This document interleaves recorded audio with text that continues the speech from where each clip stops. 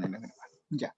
Muy bien, entonces lo que hemos visto desde Pachacútec, chicos, hasta Huáscar y Atahualpa, viene a ser el periodo imperial o también llamado periodo histórico, ¿ya?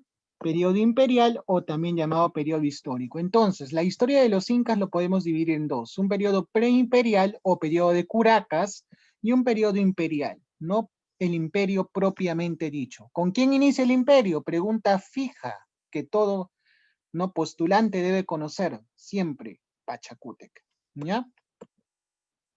Política y Estado. ¿Qué caracterizó el Estado inca? En primer lugar, fue una diarquía, ¿ya? Esto es lo que plantean algunos historiadores, sobre todo contemporáneos, y también algunos cronistas indígenas, chicos, ¿ya? Lo malo es que algunos historiadores europeos, ¿ya? Porque acá acerca del Tahuantinsuyo se han escrito varios libros, tanto libros de autores europeos, de autores occidentales y también de autores peruanos, ¿no? Como los que les mencioné hace un momento, Waldemar Espinosa es uno de ellos, por ejemplo, ¿ya? Según la concepción de los autores europeos, ellos consideran que una diarquía, ¿qué es una diarquía? Dos reyes. Es imposible. Es algo que no podemos imaginar. Es algo inimaginable. ¿Y por qué? Porque según la concepción de ellos, ¿qué es un rey? ¿Qué es un monarca? Para ellos solo debe existir un monarca. Y eso es cierto. En Europa así sucedían las cosas. Solo era un rey. Raras veces había diarquía, raras veces había tetrarquía, raras veces. ¿Ya? Por lo general solo era un rey, monarquía, por eso se llama monarquía. ¿Ya? No habían dos reyes. Pero según algunos historiadores peruanos, ¿ya? Sí había diarquía en el imperio. Por ejemplo, uno de ellos plantea de que había un rey político y un rey religioso. Un inca encargado de la política, de las guerras, de la economía, y otro inca dedicado exclusivamente a dirigir todo lo que es religión. Otro historiador plantea de que había diarquía, ¿por qué? Porque un inca era de la dinastía Hanan y otro inca era de la dinastía Urin. Es decir, para este historiador, las dinastías Hanan y Urin no son consecutivas, como hemos estudiado hace un momento, sino que son paralelas. Y según Rostorowski, bueno, plantea otra división adicional sobre ellos, ¿no? Algo así como les expliqué la semana pasada, que el Cusco, ¿por qué se divide en cuatro? Una parte es Hanan y otra parte es Urin. ¿Y por qué es Hanan y Urin? Por el principio de dualidad. Pero el Hanan, a su vez, se divide en dos, ¿no? Una parte que da origen a un suyo y otra que da al otro suyo. Y asimismo, el Urin se divide en dos, por eso al final son cuatro suyos. 2 por 2. ¿Ya? Algo así plantea Rostorowski. Para ello existen dos incas y cada inca tiene su apoyo, su mano derecha. Por lo tanto, en teoría, ¿cuántas cabezas están en el gobierno? 4. Por eso son 4 suyos. ¿Ya? Muy bien. Y el gobierno va a ser un gobierno centralizado, ¿no? No es como los Estados Unidos, que se dividen en estados, ¿no? Y cada estado da sus leyes, cada estado administra por cuenta propia. No, ese es un estado centralizado, porque el Inca era gobernante para todo el imperio, ¿ya? Entonces, a la cabeza está el Zapa Inca, llamado el hijo del sol y la luna, el querido por los pobres, el único, el señor de la tierra y ordenador del mundo. Cosas muy sencillas, ¿no? Era la máxima autoridad. Como les dije, era el intermediario entre quién? Entre los dioses y el hombre. ¿Ya? Era un dios en la tierra, un dios hecho hombre. Se le trasladaba transportado, ¿no? Era transportado en andas por hombres muy fornidos y muy preparados para tal labor, ¿no? Eran hombres lupacas en su mayoría. Recordemos que ¿por qué era cargado en andas? Porque según se creía, si no era cargado en andas, podía tocar el piso y generar terremotos. ¿Por qué? Porque no era una persona propiamente dicha. Era un dios encarnado en el cuerpo de un hombre. Ya según obviamente la concepción de las personas de esa época, ¿no?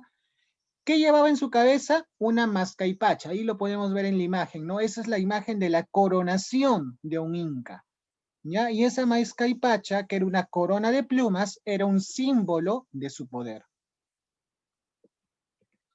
¿Qué más? ¿Qué funciones cumplía el inca, aparte de ser la máxima autoridad? Sus funciones eran similares a las de un presidente. ¿No? No sé si ustedes llevan educación cívica, pero por ejemplo en la Constitución, ¿no? O en otras constituciones también anteriores de nuestra historia, que se dieron en la República, consideran pues que, ¿no? El Inca, por ejemplo, en el virreinato también, el virrey, ¿con qué estaba relacionado? Con la declaratoria de guerra, con lo que es firma de paz, ¿ya? Algo así también era el Inca. ¿Encargado de qué? De declarar la guerra a quien quería, a quien consideraba, no tenía que rendir cuentas de lo que él decidía a nadie, ¿ya? Porque era un gobierno autoritario, recordemos. Un gobierno autoritario, ¿por qué se caracteriza? Porque el gobernante, obviamente, según lo que cree la gente, que es el mejor gobernante, que nunca se va a equivocar, no tiene que rendir cuenta de sus decisiones a nadie. ¿Ya? Nadie le puede preguntar, oye, ¿por qué has escogido eso? ¿Por qué has decidido eso? ¿Por qué le has declarado la guerra a tal pueblo? No, simplemente era una decisión que se tenía que acatar. ¿Qué más? Era considerado un ser sagrado, ¿ya? Y al ser un ser sagrado, miren lo interesante. Si él se establecía en una ciudad, ya por un momento, con su sola presencia, esa ciudad ya era una ciudad santa.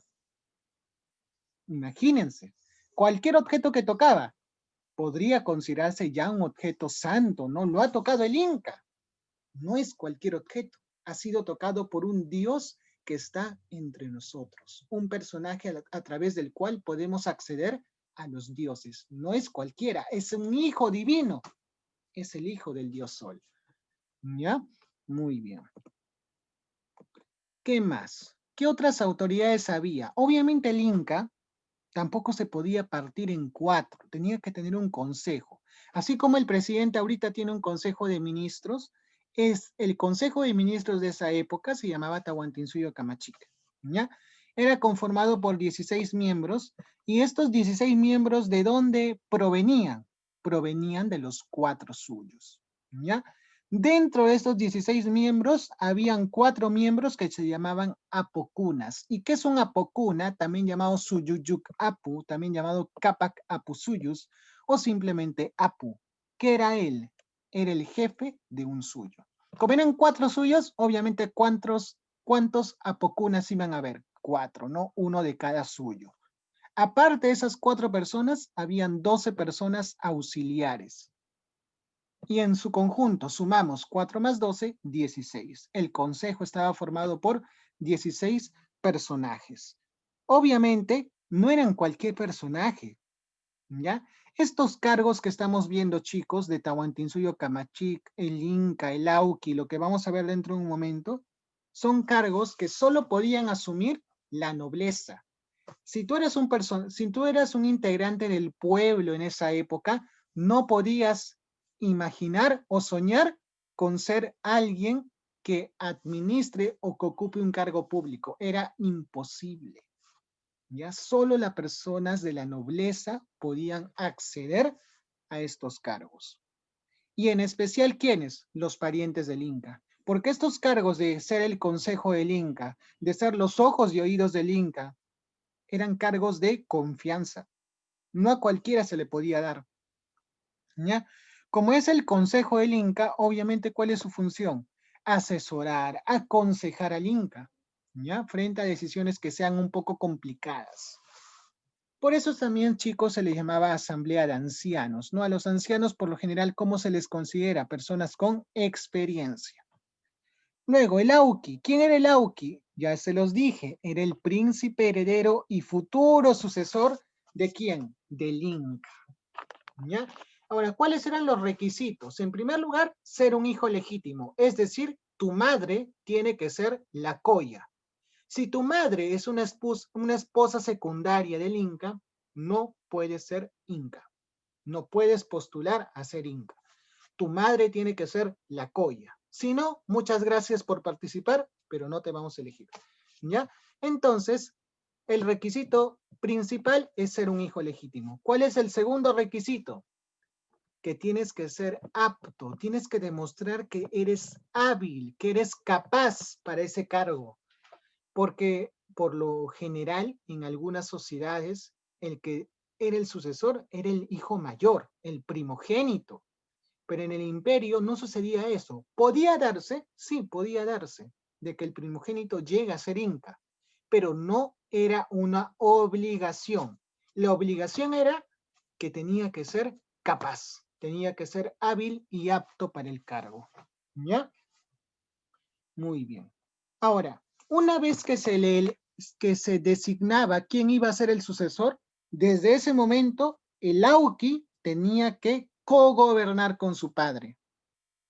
Ya tenía que cogobernar con su padre. ¿Y para qué? ¿Cuál era el propósito de eso?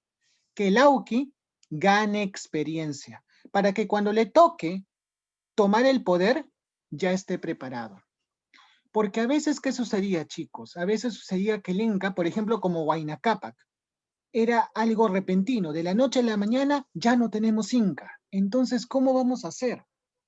Entonces, ahí no había problema. El Auqui podía asumir con toda tranquilidad el poder, porque ya estaba preparado.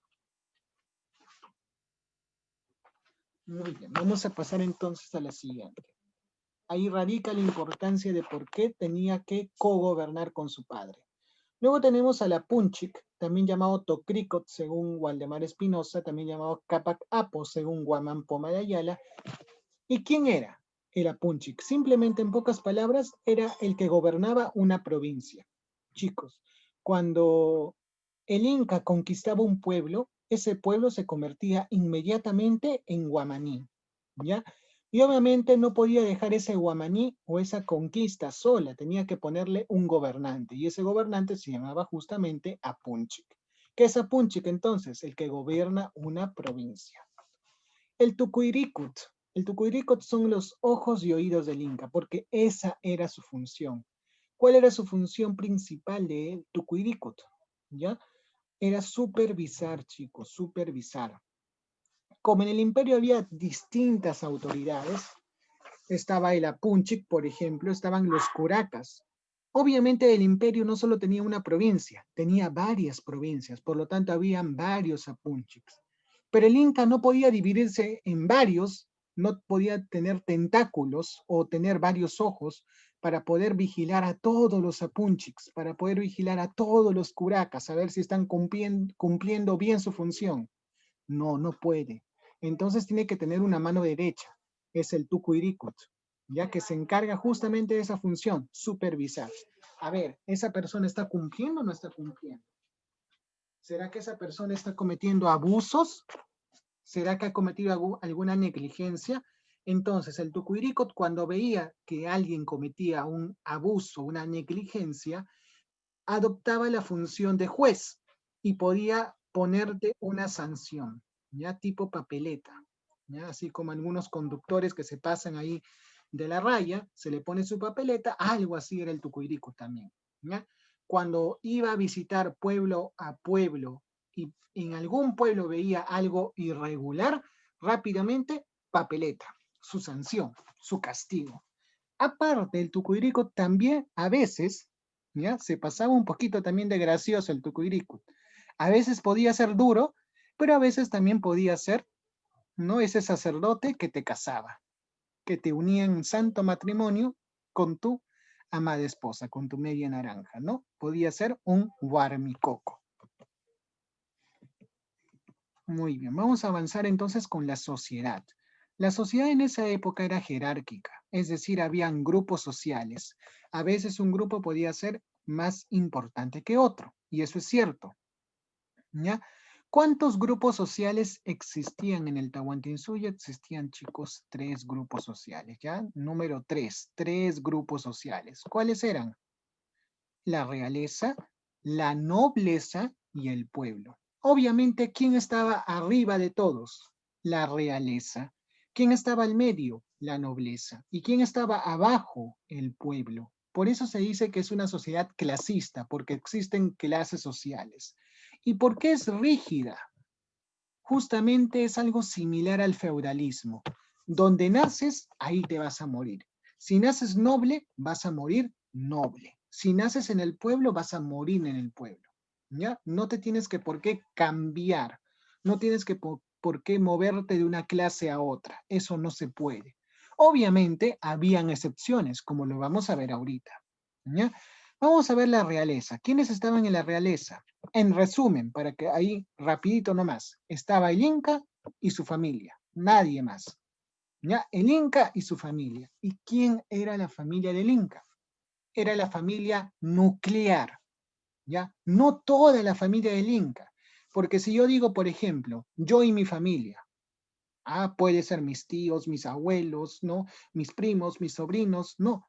Era el Inca y su familia cercana, su familia nuclear, es decir, sus hijos y sus esposas, nadie más. ¿Ya? Entonces, ¿a quién tenemos? Al Inca, a sus esposas y a sus hijos, a nadie más. Todos los demás parientes del Inca no eran de la realeza, eran de la nobleza. Entonces, ¿a quién tenemos? A la Coya, que es la esposa principal. ¿Y cómo se llamaban las esposas secundarias? ¿No? Que a veces algunos lo llaman choque y fuga. Se llaman Xipacoyas o también llamados piwis. ¿Ya? Entonces tenemos dos tipos de esposa. La esposa oficial, la esposa oficial, la esposa principal o legítima, llamada coya, y la esposa secundaria, también llamada concubina, también llamada pues conserje, ¿ya? Que vendría a ser la Shipacoya o Piwi. ¿Para qué servía la Shipacoya? Para aumentar la probabilidad de tener hijos varón. Al Inca le gustaba obviamente tener hijos varones. ¿Ya?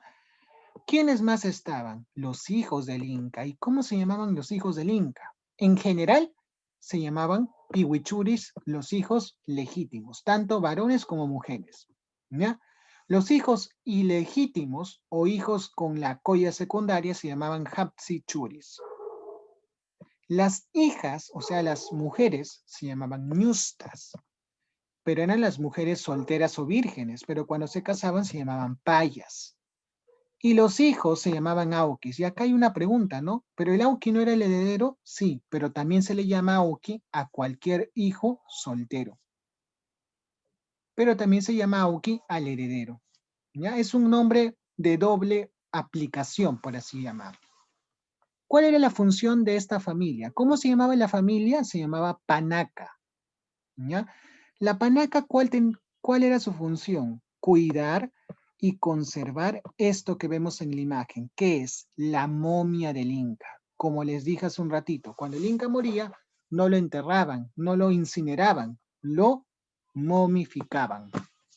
Para de cierto tiempo, en cierto tiempo, poder hacerle como una especie de procesión del Señor de los Milagros, para que la gente nunca se olvide que ese Inca gobernó ese pueblo y que ese Inca conquistó grandes tierras, que ese Inca hizo grandes obras. Por eso la panaca tenía tres funciones principales. En primer lugar, cuidar el malqui, porque el malqui obviamente se podía por ahí tener unas complicaciones y perderse, ¿no? Porque era materia en descomposición.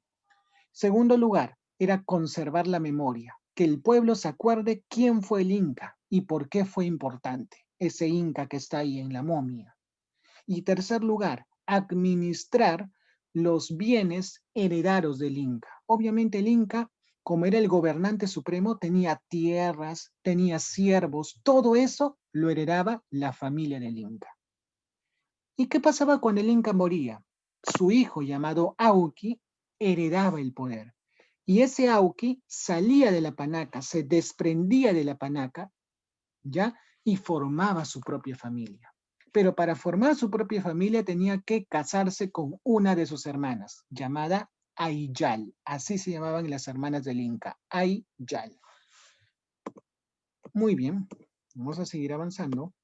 Tenemos la nobleza. La nobleza era muy variada y diversa, chicos. Habían en la nobleza no solo parientes del Inca, sino también habían personas que habían accedido a la nobleza por distintos mecanismos, ¿ya? Obviamente la nobleza más conocida es la nobleza de sangre, como su nombre lo dice. ¿Por quiénes estaba conformada? Por los parientes del Inca y sus descendientes, ¿ya?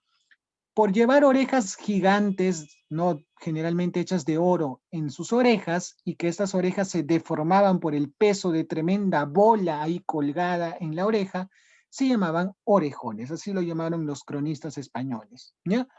La otra nobleza era la de privilegio, que podíamos llamar que son los invasores de la nobleza, porque en realidad no son parientes del Inca, no tienen ningún lazo de sangre con el Inca. Por ejemplo, estaban los curacas que no se habían, que no, que se habían rendido ante el Inca y y habían preferido mejor no pelear. No quiero la guerra. Me rindo, Inca. Ya, me rindo ante ti. Sométeme. Entonces el Inca, en recompensa, ¿qué hacía? Le permitía formar parte de la nobleza a ese curaca, ¿ya? Y ese curaca, para mantener los lazos con el Inca, ¿qué hacía? Le daba a sus hijas. Y por eso, dentro de las esposas secundarias del Inca encontramos a hijas de los curacas. Y el otro tipo de nobleza, que era una excepción a la regla, era la nobleza de recompensa, porque supuestamente estaba conformada por jatunrunas, pero jatunrunas, ¿quiénes eran? Era el pueblo, ¿de acuerdo? Era la muchedumbre, pero la muchedumbre no podía acceder a la nobleza, entonces esto es algo excepcional, ¿ya? Simplemente por actos de fidelidad o valor, el Inca recompensaba a este Hatun Runa permitiéndole acceder a la nobleza, ¿no? Ahí tenemos la pirámide para que más o menos puedan tener una idea de cómo era todo. Y por último, el pueblo, ¿ya? ¿Cómo se llamaba ese poblador común? El Hatun Runa. Así como ahora nosotros nos llamamos ciudadanos, en esa época se llamaba Hatun Runa, ¿ya? Y el Hatun Runa podía dividirse, clasificarse en mitimaes. ¿Qué era un mitimae? Un grupo de personas, ¿de acuerdo? Que enviaba el Inca a tierras lejanas, sobre todo las fronteras, para que puedan colonizar o para que puedan supervisar, controlar, ¿ya? Pero también habían mitimaes de castigo. A veces algunas personas se portaban muy, pero muy mal, eran rebeldes, y a veces como castigo lo enviaban a esas tierras lejanas, ¿ya? Otro tipo de personajes del pueblo, ¿quiénes eran? Los yanaconas. Los yanaconas, en una sola palabra, chicos, eran sirvientes, y sirvientes de por vida, y también era de carácter hereditario. O sea, si tú eras sirviente, si tú eras yanacona, tu hijo también lo iba a ser, y así. Ese cargo de ser sirviente se trasladaba de generación en generación. ¿Quiénes eran los piñacunas o piñas? Simplemente, en pocas palabras, prisioneros de guerra. Las agyas eran esas mujeres que por su belleza física eran escogidas, ¿para qué? Para ser amaestradas por la mamacona en el Agyahuasi. Y por último, aunque no lo crean, existían prostitutas en el imperio, mujeres públicas o mujeres, como dice acá, de turno. ¿Cómo se llamaban? Mitawarmis o pambairunas. Y para terminar, ¿qué era el huaccha? El huaccha era el pobre del Tahuantinsuyo. Nosotros, en nuestra concepción, un pobre, ¿quién es? Aquel que no tiene los medios económicos necesarios para poder solventarse, para poder satisfacer sus necesidades básicas. En esa época, el dinero, como no existía moneda, no existía billete, no existía tarjeta de crédito. ¿Quién era el pobre? El que no tenía parientes, ¿ya? Y si no tenía parientes, no podía establecer lazos de reciprocidad con nadie. Eso ya lo vamos a explicar cuando veamos economía la siguiente clase, ¿ya? ¿Qué es reciprocidad? ¿Qué es redistribución? Y todo lo demás, para que podamos entender mejor por qué el pobre del Tahuantinsuyo era el huérfano, es decir, el que no tenía familiar alguno, ¿ya? Muy bien, chicos, eso es todo. Acá hay algunos ejercicios para que puedan, lo vamos a resolver al iniciar la siguiente clase, ¿ya? Muy bien, chicos, ya hemos acabado.